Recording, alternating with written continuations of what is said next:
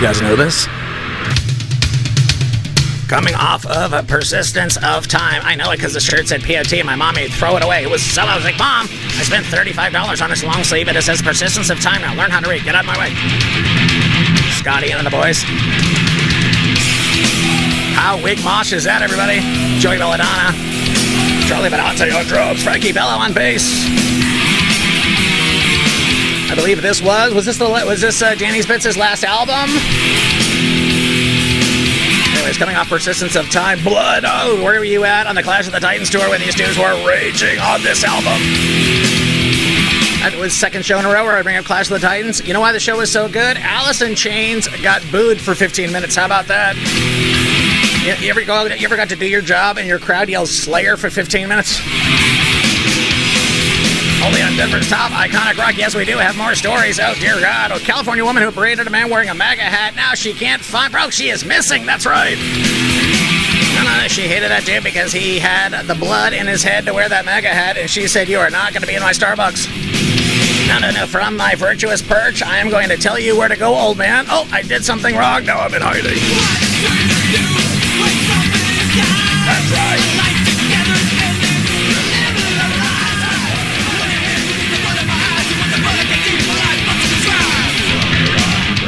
Brother on, dude. This is Hulk Hogan's theme song. That's right. Brothers in Blood. California woman who berated a man wearing a MAGA hat reportedly missing, believed to be in hiding. She sparked a national uproar. She yelled at a 74-year-old man making a America Great Again hat there in San Francisco. Folks, you remember you would just see somebody wearing a hat, and I mean, maybe you're in front of Dodger Stadium, you see a Giant hat, and you're like, oh, well, I have to paralyze this human being for how dare you liking the Giants at a Dodger game. You're dead. Rebecca Parkey Mankeefer, she's 46. She did not return to her Palo Alto home after a trip to Lake County. Bro, you know how expensive it is to not live in a Palo Alto? Dude, she's paying that rent to be in hiding. We have nothing that makes us think she's at risk other than her behavior. Oh. That's right.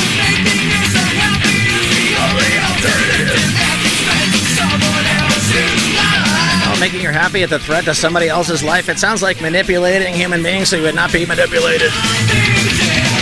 Is this the second song about blood? Just checking. DJ Phantom throwing the hits.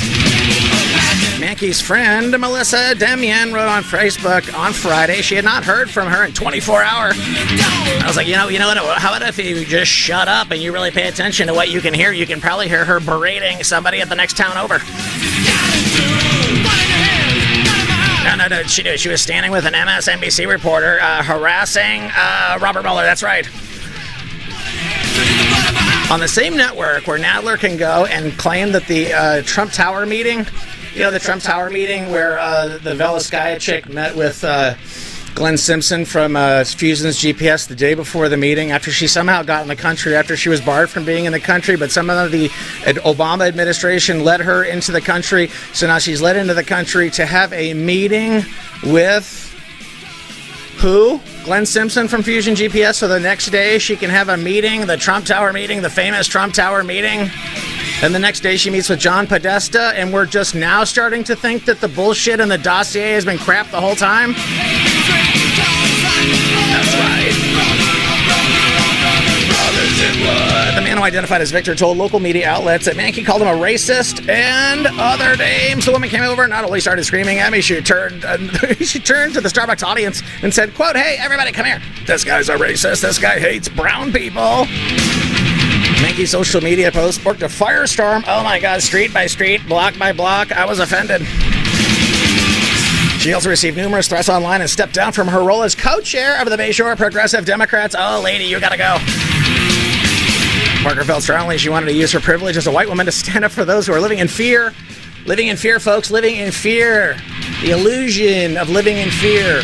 The illusion of adopting an ideology that puts you in a victim standpoint or a victim standpoint of this so you can lash out at others to make you feel good. She wanted these people to go into hiding, and now, folks, be careful what you wish for. Be with care for what you pray. What you're putting out into the universe will come back, and in this case, we're watching it.